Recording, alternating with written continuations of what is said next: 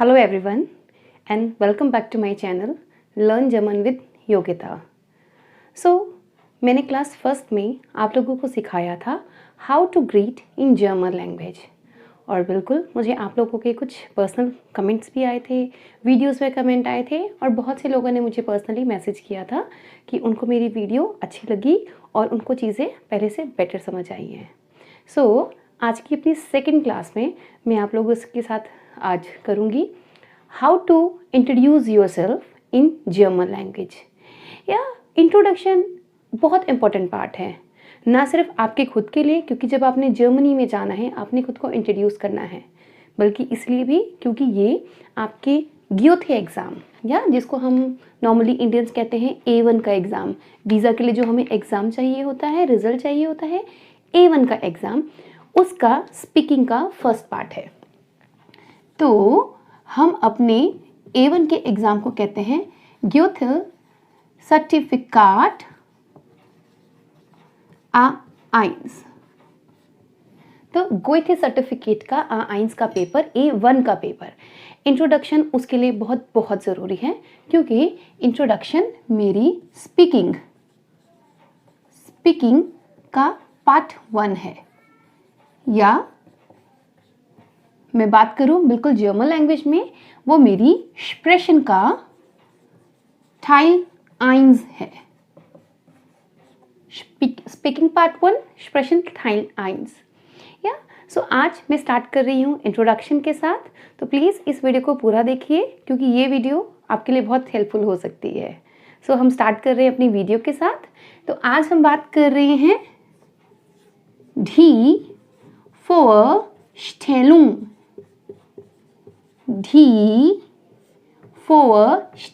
की। die Vorstellung English में हम इसको कहते हैं द इंट्रोडक्शन, die Vorstellung।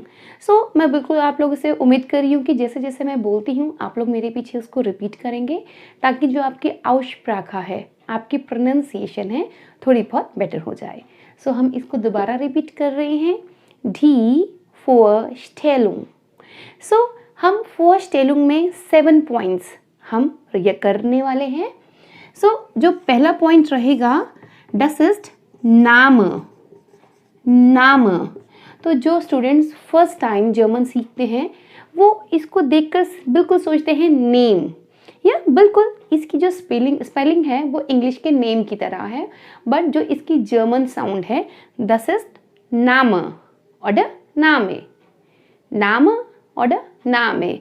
या तो आप इसको नामे बोल सकते हो, नामे, क्योंकि जो ई होता है जर्मन में वो ए की साउंड करता है, नामे और नाम। तो हम यहाँ बात कर रहे हैं नामा की, जिसमें हमने अपना नेम बताना है। उसके बाद हम बात करने वाले हैं अपनी आल्ट की। आल्ट। बहुत से बच्चे ये सोच रहे होंगे कि पीछे तो आर है, लेकिन योगिता पीछे से आर क्यों नहीं बोल रही है? बिकॉज जब हम जर्मन लैंग्वेज में कहते हैं कि एट द एंड सबसे लास्ट में आर लगा है, तो वहाँ पर आर की साउंड ना आके अ की साउंड आती है, आल्ठ। तो हम यहाँ बात कर रहे हैं अपनी आल्ठ की, अपनी एज की, अपनी उम्र की। उसके बाद हम बात करेंगे आज अपने बेरूफ की। बेरूफ मेरा प्रोफेशन, मैं क्या काम करती हूँ, मैं स्टूडेंट हूँ या मैं डॉक्टर हूँ या मैं टीचर हूँ या मैं इंजीनियर हूँ। तो मैं बात यहाँ पर करती हूँ अपने प्रोफेशन की। या तो मैं साथ साथ आप लोगों को इसको इंग्लिश में भी बता रही हूँ, सो दैट जिन लोगों को 100% जर्मन नहीं समझ आएगी वो इंग्लिश के साथ इजीली इस चीज़ को कैच कर लेंगे। उसके बाद मैं जो 4th पॉइंट बताने वाली हूँ, यहाँ पे हमारी है लांट। बिल्कुल इंग्लिश की तरह जैसे नेम है, तो यहाँ भी इंग्लिश की तरह लैंड लिखा हुआ है, तो हम इसको लैंड बिल्कुल नहीं बोलने वाले, हम इसको बोलने वाले हैं लांट। तो यहाँ पर बिल्कुल साउंड का आपने ध्यान रखना है कि जो ये डी है, हमने इसको लांड नहीं कहा है, हमने इसको कहा है लांट। तो यहाँ पे हम अपनी लांट के बारे में बताने वाले हैं, दिस मीन हमारी कंट्री के बारे में बताने वाले हैं। उसके बाद मैं यहाँ पर बात करने वाली हूँ मेरी वोन ओट की। सो बेसिकली वोन ओट समझाने के लिए मैं आपको ये चीज़ कह सकती हूँ कि वोन ओट वो जगह होती है जहाँ पर आप रह रहे हैं, मतलब जहाँ पर आप एट प्रेजेंट रह रहे हैं। फॉर एग्जाम्पल, अगर मैं चंडीगढ़ में रह रही हूँ तो मेरी वोन ओट चंडीगढ़ है, या मैं दिल्ली में रह रही हूँ तो मेरी वोन ओट दिल्ली है। तो यहाँ पर मैं आपको समझाने के लिए सिटी का नाम ले रही हूँ, सिटी, जिससे आपको पता चल जाए कि जिस सिटी में आप रह रहे हैं वो आपको वो नोट पे मेंशन करनी है। उसके बाद मैं अपनी स्प्राखन की बात करती हूँ। स्प्राखन, तो स्प्राखन बेसिकली होती है मेरी लैंग्वेजेस, मुझे कितनी तरह की भाषा आती हैं, ठीक है। तो अगर आपको 5-6 आती हैं लैंग्वेजेस, हिंदी आती है, इंग्लिश आती है, पंजाबी आती है, जर्मन आती है, फ्रेंच आती है, तो वो सब आप स्प्राखन के अंदर अपनी डाल सकते हैं। उसके बाद लास्ट यहाँ मैं बात करती हूँ हॉबीज़ की। हॉबीज़ बिल्कुल इंग्लिश की तरह ये भी एक वर्ड है हॉबीज़, तो इसकी साउंड इंग्लिश वाली साउंड है हॉबीज़, या तो हॉबीज़ जो मुझे चीज़ें पसंद है, मुझे खेलना पसंद है, मुझे गाना गाना पसंद है, मुझे घूमना पसंद है, तो यहाँ पर मैं अपनी हॉबीज़ बताने वाली हूँ। तो इन 7 पॉइंट के साथ मैं अपनी डी फर्स्टेलुंग मतलब इंट्रोडक्शन आज हम रेडी करेंगे। तो बिल्कुल ध्यान से आपने देखना है, और मैं बिल्कुल चाहूँगी कि आप साथ साथ जो मैं वर्ड्स बोलती हूँ और आपको लगता है कि आप उसको नहीं बोल पा रहे हैं, तो मुझे आप कमेंट में बता सकते हो कि मैम या योगिता मैं इस वर्ड को नहीं बोल पा रहा हूँ। तो मैं बिल्कुल ट्राई करूँगी कि कुछ जो मेरे लेंथी वर्ड्स होते हैं, जैसे डी फर्स्टेलुंग, अगर आप इसको एक साथ में नहीं बोल पा रहे हैं तो बिल्कुल मैं ट्राई करूँगी कि हम एक ऐसी वीडियो बनाएं जिसपे जो लेंथी वर्ड्स होते हैं उनको हम तोड़ तोड़ कर बोलना सीखें। लेकिन ये मुझे तभी पता चलेगा जब आप मुझे ये कमेंट में बताएंगे। सो यहाँ पर मैंने 7 पॉइंट सीखे, एक बार हम इनको रिपीट कर लेते हैं। नाम, नाम, आल्ठ, आल्ठ, या वेरी इंपॉर्टेंट, एल्टर कोई नहीं कहेगा, ए की साउंड नहीं देता है। जर्मन में ए साउंड देता है अ की। आल्ठ, आल्ठ, मुंह बड़ा करके खोलना है, आल्ठ। उसके बाद सॉरी, उसके बाद हम यहाँ बात करते हैं बेरूफ की, मेरा जो प्रोफेशन है। फिर हम बात करते हैं लैंड की, जो मेरी कंट्री है। उसके बाद वोन ओट की, जो मेरी सिटी है जहाँ पर मैं रह रही हूँ। और उसके बाद हम बात करेंगे मेरी स्प्राखन की, मैं कौन सी भाषाएं बोल सकती हूँ। फिर लास्ट में हम बात करेंगे हॉबीज़ की, मुझे क्या क्या अच्छा लगता है करना, या मैं क्या क्या कर सकती हूँ, मेरी हॉबीज़ क्या हैं बेसिकली। तो आई होप ये सब आप लोगों ने नोट कर लिया होगा, और अगर आपने एक बार में नहीं भी नोट किया होगा, वीडियो आपके पास है, कभी भी देख सकते हैं। तो हम यहाँ पर स्टार्ट कर रहे हैं अपनी फर्स्टेलुंग के साथ। डी फर्स्टेलुंग, मैं आपको बार बार जानबूझ के डी फर्स्टेलुंग इसलिए रिपीट करवा रही हूँ क्योंकि ये एक बहुत इंपॉर्टेंट पार्ट है, ये मेरे A1 के एग्जाम में आता है। अगर आपको हेडिंग याद रहेगी तो आपको एकदम से क्लिक करेगा कि हमने इंट्रोडक्शन करा हुआ है। तो अब जब मैं बात कर रही हूँ नामा की, तो देखिए नामा बोलने के मेरे पास ना 3 तरीके होते हैं। तो या तो मैं बड़ी सिंपल तरीके में मैं बोल सकती हूँ इश बिन योगिता। स्टूडेंट्स, हम साथ साथ यहाँ पर इंग्लिश के साथ इसको ट्रांसलेट कर रहे हैं। मैं ऐसा आपको बिल्कुल सजेस्ट नहीं करूँगी कि आप हर चीज़ में ट्रांसलेट करें, लेकिन कुछ बेसिक चीज़ें ऐसी होती हैं जिसको हम ट्रांसलेट कर सकते हैं, और ट्रांसलेशन के बाद हम उसको इंग्लिश के साथ मैच कर सकते हैं और हमें चीज़ें अच्छे से याद हो जाती हैं। सिर्फ इस केसेस में जहाँ पर हम मैच कर सकते हैं चीज़ों को, वहाँ पर आप ट्रांसलेट कर सकते हैं। अदरवाइज़ मैं बिल्कुल सजेस्ट नहीं करूँगी कि हर चीज़ को वर्ड टू वर्ड ट्रांसलेट करके आप लोग सीखें। इश बिन योगिता, तो it's very easy, I am Yogita, मैं योगिता हूँ। और सेकंड वे मैं कैसे बोल सकती हूँ, इश हाई स योगिता, इश हाई स योगिता। तो इसका मतलब भी सेम है, I am Yogita, I am Yogita. Basically अगर मैं बात करूँ यहाँ पर एक वर्ड है हाइस, तो अगर मैं आपको इसका इंग्लिश ट्रांसलेशन करके दिखाऊं तो ये होता है टू बी कॉल्ड, कहलाना। लेकिन हम ऐसे कभी नहीं कहते कि मैं योगिता कहलाती हूँ या मैं जॉनी कहलाता हूँ, मैं टीना कहलाती हूँ। तो हम नॉर्मली ऐसी बातें करते नहीं हैं। तो हम इसलिए मैं यहाँ पर आपको आई एम योगिता के साथ समझा रही हूँ, सो दैट आपको याद रहे कि अगर मैं बात करूँ कि इश हाई से योगिता, उसका मतलब भी आई एम योगिता है। तो चाहे आप इश बिन योगिता कह लीजिए, इश हाई स योगिता कह लीजिए, दोनों ही केस में मैं अपना नाम बता रही हूँ। उसके बाद मैं बात करती हूँ अपने थर्ड तरीके की। मैं यहाँ पर कहती हूँ माइन नाम इस्ट योगिता। माइन नाम इस्ट योगिता। बिल्कुल फर्स्ट वर्ड में मैंने यूज़ किया है माइन। हिंदी में मेरा, मेरा, मेरा नाम योगिता है, और इंग्लिश में माई, माई नेम इज़ योगिता। तो जर्मन में आप बिल्कुल माई, हिंदी में जर्मन में माइन, इंग्लिश में माई और हिंदी में मेरा, बिल्कुल आप तीनों को मैच कर सकते हैं। माइन नाम east Yogita, my name is Yogita, मेरा नाम योगिता है। ठीक है, तो ये तीन तरीके ऐसे होते हैं जिनके साथ मैं अपना नेम बता सकती हूँ। तो वेरी इंपॉर्टेंट, आप चाहे इस तरीके से नेम बताएं तभी भी सामने वाले को पता चल जाएगा आप योगिता हैं। इस तरीके से अपना नेम बताएं आप योगिता हैं, और इस तरीके से अपना नेम बताएं तभी भी पता चल जाएगा। अब यहाँ पर मैं बात करती हूँ आल्टर की। आल्टर की, आल्टर एक पॉइंट थोड़ा सा उसके साथ है, प्रॉब्लम के साथ है। वो सिर्फ इसलिए क्योंकि आप बिल्कुल बिगिनर हैं। आज हमारी सेकंड क्लास है और मैंने अभी तक आपको नंबर्स नहीं सिखाए हैं। तो आज के लिए सिर्फ आल्टर में मैं अपनी एज बताने वाली हूँ। नंबर्स के लिए मैं कोशिश करूँगी कि मैं बहुत जल्द एक थर्ड वीडियो डालूँ जिसमें मैं नंबर और आपको alphabet सिखाऊँ।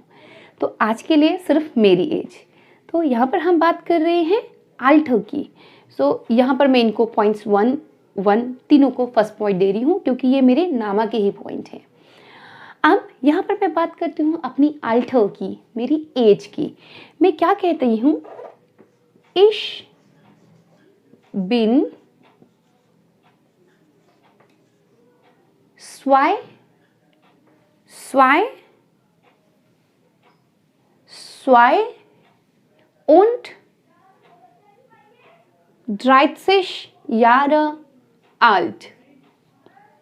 Ich bin 32 Jahre alt. यहाँ पर मैं कहना चाहती हूँ कि I am 32 years old. हम इसको जर्मन में फिर से रिपीट कर रहे हैं। Ich bin 32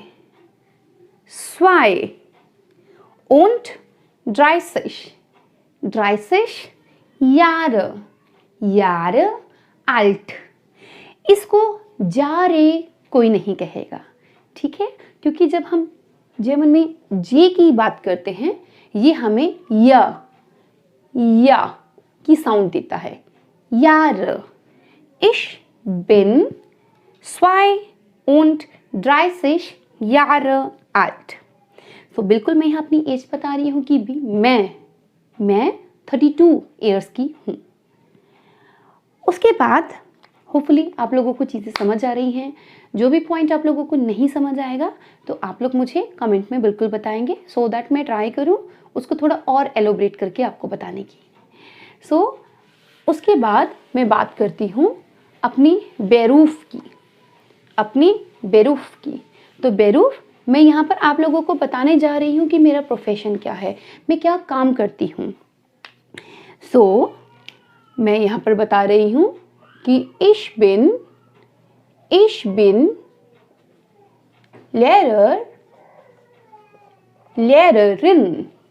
Lehrerin von Beruf।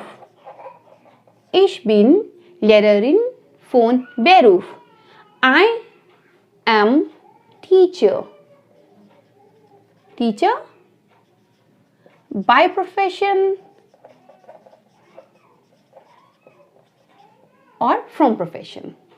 मैं टीचर हूँ, लेकिन ऑब्वियसली आप जो सब जर्मन सीख रहे हैं, जर्मनी जाने के लिए सीख रहे हैं, आप में से ऑलमोस्ट स्टूडेंट हैं, लेकिन कुछ लोग अपने हस्बैंड्स के पास जाने के लिए सीख रहे हैं, जो उनके स्पाउस के पास बेसिकली जाने के लिए सीख रहे हैं।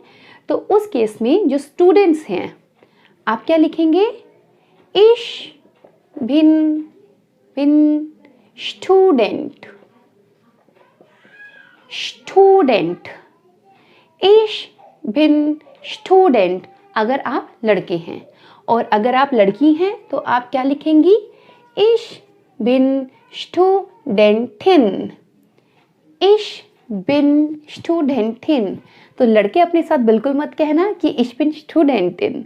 लड़के हैं तो स्टूडेंट और लड़कियां हैं तो स्टूडेंटिन। अब जो मैंने सेकंड केस की बात करी थी, जो अपने स्पाउस के पास जाने के लिए सीख रही हैं, तो उस केस में आप लोग क्या कहेंगी? Ich bin। अगर आप कोई जॉब कर रही हैं, आप डॉक्टर हैं, आप इंजीनियर हैं, आप लॉयर हैं, वो केस बिल्कुल डिफरेंट है, ठीक है। तो उसमें हम एक दिन बिल्कुल एक मैं वीडियो लेके आऊँगी जिसमें हम सारे प्रोफेशन की बात करेंगे। तो अभी के लिए जो हाउस वाइफ्स हैं, जो अपने हस्बैंड के पास जाने की सोच रही हैं, हाउस वाइफ्स हैं, तो हम बात करेंगे Ich bin Hausfrau. I am housewife. Housewife, home maker, जो भी आप कह लीजिए। सो Ich bin Hausfrau, ठीक है।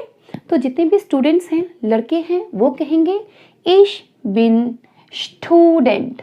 Student, बड़े ध्यान से सुनिए, मैं यहाँ पर स्टूडेंट नहीं कह रही हूँ, मैं कह रही हूँ Student।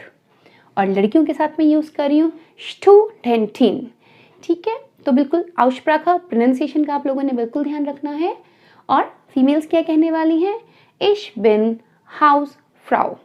अच्छा, अब आप में से बहुत लोग सोच रहे होंगे कि जब मैंने अपने बारे में बताया कि Ich bin Lehrerin von Beruf, तो मैंने यहाँ पर von Beruf क्यों यूज़ किया? या बेसिकली क्या होता है, जब मैं बात करती हूँ बेरूफ की, तो मैं यहाँ पर अपना प्रोफेशन बता रही हूँ, लेकिन स्टूडेंट और स्टूडेंटिन, दिस इज काइंड प्रोफेशन, काइंड बेरूफ, तो ये मेरे बेरूफ नहीं है, मेरे प्रोफेशन नहीं है। सिमिलरली हाउसवाइफ होना is not a profession, because we are not earning. हम being student, being housewife, we are not earning, तो they are not our profession, ये हमारे प्रोफेशन नहीं है। तो इनके साथ मैं फ़ोन बेरूफ नहीं यूज़ करूँगी। अगर आपका कोई प्रोफेशन ऐसा है जिसमें से आप अर्न कर रहे हैं, आप डॉक्टर हैं, ठीक है, आप टीचर हैं, आप एक पुलिसमैन हैं, तो उस केस में आप यहाँ पर यूज़ कर सकते हो Ich bin Lehrerin, Ich bin Ärztin, Doktor, Ich bin Polizei, Policeman, von Beruf, या Polizist, पुलिसमैन, von Beruf। तो आप यहाँ पे उस केस में आप बात कर सकते हैं फ़ोन बेरूफ लगाने की। अदरवाइज स्टूडेंट हैं, हाउसवाइफ हैं, तो Ich bin Student von Beruf, Ich bin Entschuldigung, sorry, Ich bin Student, Ich bin Studentin, Ich bin Hausfrau। तो इनके साथ आप फ़ोन बेरूफ नहीं लगाने वाले। सो आई होप आप लोगों को मेरा ये पॉइंट बिल्कुल समझ आ गया होगा कि हम क्यों नहीं लगाते। उसके बाद हम बात करते हैं अपनी फोर्थ पॉइंट की, जहाँ पर मैं कह रही हूँ लैंड। भाई मेरी कंट्री कौन सी है, मैं किस कंट्री से आई हूँ। तो ऑब्वियसली हम जितने भी इंडिया में बैठ के जर्मन सीख रहे हैं, we are from India, so we are Indians. तो हम यहाँ क्या कह सकते हैं? Ich komme aus Indien। Ich komme aus Indien। यहाँ पर आप क्या बोल रहे हैं कि I come from India, I come from India, मैं इंडिया से आया हूँ। Please please don't mix Indian with the English वाला Indian, I am an Indian. वो इंडियन अलग है, ये इंडियन अलग है। यहाँ इंडियन का मतलब है इंडिया, फॉर एग्जाम्पल जैसे हम जर्मनी कहते हैं ना, हम जर्मनी जा रहे हैं, ये एक इंग्लिश टर्म है जर्मनी। जो जर्मन्स होते हैं वो जर्मनी को जर्मनी नहीं कहते हैं, वो कहते हैं डॉइचलैंड, डॉइचलैंड। तो हम यहाँ बात कर रहे हैं जर्मनी की। तो जो जर्मन्स होते हैं वो जो जर्मनी को कहते हैं डॉइचलैंड। सिमिलरली जो जर्मन्स होते हैं वो इंडिया को कहते हैं इंडियंस। सो अब यहाँ पर मैं बात कर रही हूँ, आई कम फ्रॉम इंडिया, मैं इंडिया से आई हूँ, ठीक है, मैं इंडिया से आई हूँ। उसके बाद मैं बात करती हूँ मेरे नेक्स्ट पॉइंट की, मेरा वोन ओट, मेरा शहर जहाँ पर मैं रहती हूँ। तो अब मैं कहती हूँ, फॉर एग्जाम्पल मैं कह सकती हूँ मैं चंडीगढ़ से हूँ, तो मैं कहूँगी कि इश वोन इन चंडीगढ़। यहाँ मैं बात कर रही हूँ चंडीगढ़ की, इश वोन इन चंडीगढ़।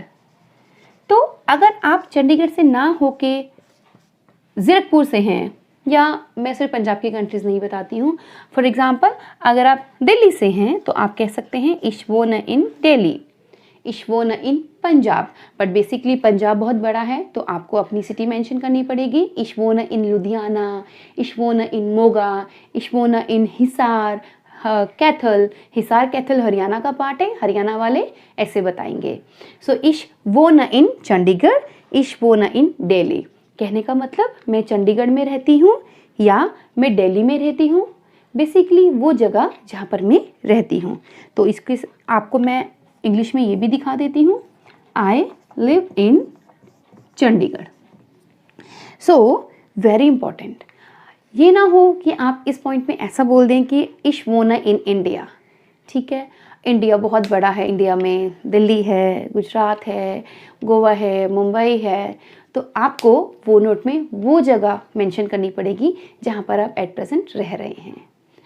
आई बिलीव आप लोगों को मेरे ये सारे के सारे 5 पॉइंट बिल्कुल समझ आ रहे होंगे। उसके बाद हम यहाँ बात करते हैं अपनी स्प्राखन की। स्प्राखन वो भाषाएं, वो लैंग्वेजेस जो मैं बोल सकती हूँ या मुझे आती हैं। तो मैं क्या बोलूँगी, आप देखिए मैं आपको 2 तरीक़ों से सिखा रही हूँ ये चीज़ें। या तो आप सिंपल बोल सकते हैं कि ich spreche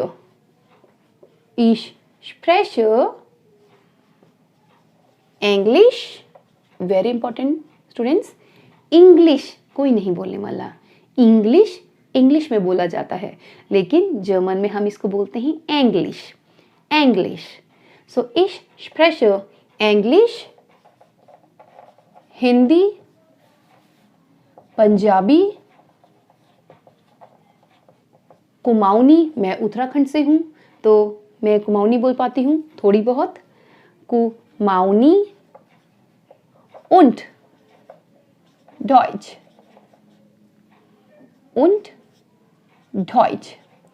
तो यहाँ पर मैं बता रही हूँ कि मैं कौन कौन सी भाषाएं बोल सकती हूँ। मैं बोलती हूँ English, Hindi, Punjabi, Kumaoni and German. तो इसी की तरह अगर आप लोग भी और लैंग्वेजेस बोल सकते हैं तो आप क्या बोल सकते हैं, आई स्पीक। अच्छा, मुझे यहाँ पर लैंग्वेज दोबारा करने की ज़रूरत नहीं है, languages are same. In case अगर आप डॉइच नहीं बोलना चाहते, आप मेंशन ही नहीं करना चाहते कि आप जर्मन, चाहे थोड़ी बहुत जर्मन बोल सकते हैं, उस केस में आप क्या कर सकते हैं, ich spreche English, Hindi und Punjabi. यहाँ पर und आपको बताने का मेरा सिर्फ इतना मोटिव है कि und का मतलब होता है एंड। तो जो मेरी लास्ट लैंग्वेज है, जो मेरी थर्ड लैंग्वेज है, जिसके मैं बारे में लास्टली बात कर रही हूँ, मुझे und उसके आगे लगाना है।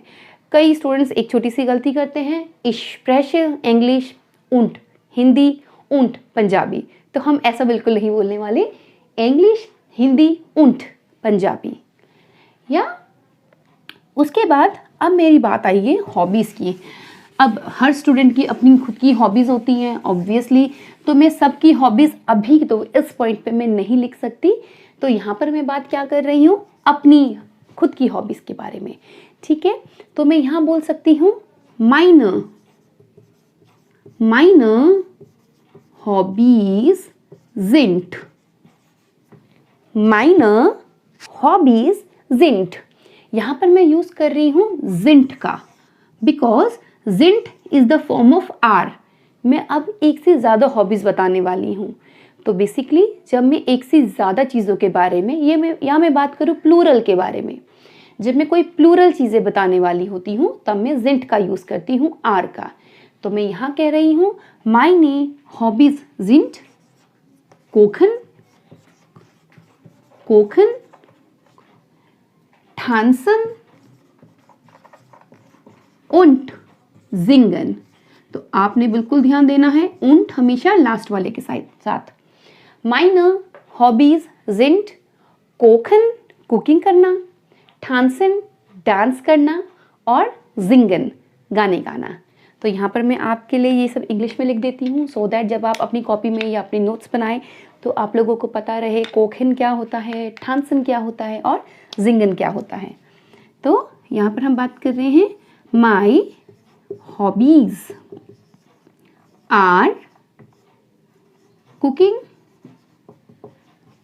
डांसिंग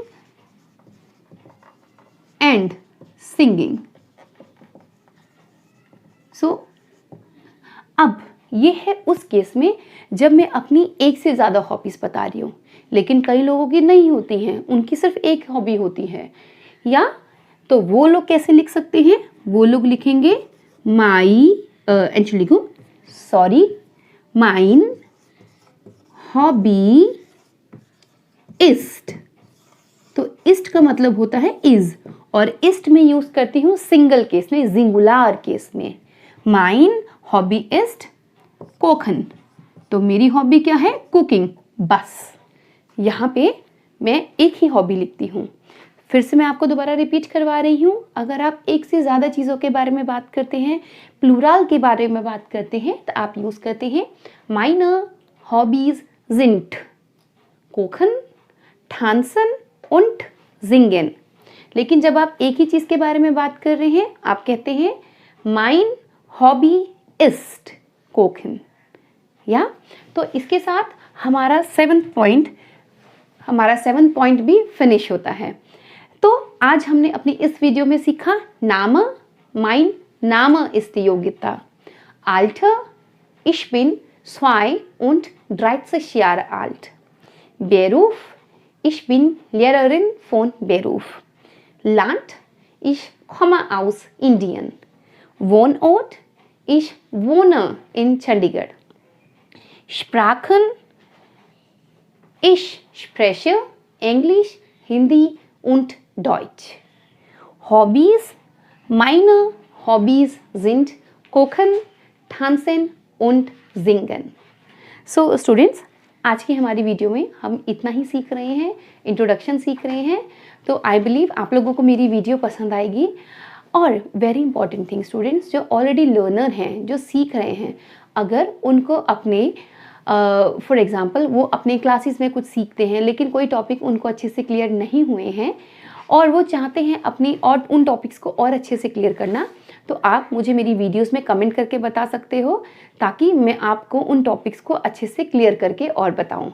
सो होपफुली आपको मेरी वीडियोस पसंद आई हो. अगर आपको मेरी वीडियो पसंद आई हो तो मेरे चैनल को लाइक करना, वीडियो को शेयर करना और सब्सक्राइब करना. तब तक के लिए थैंक यू.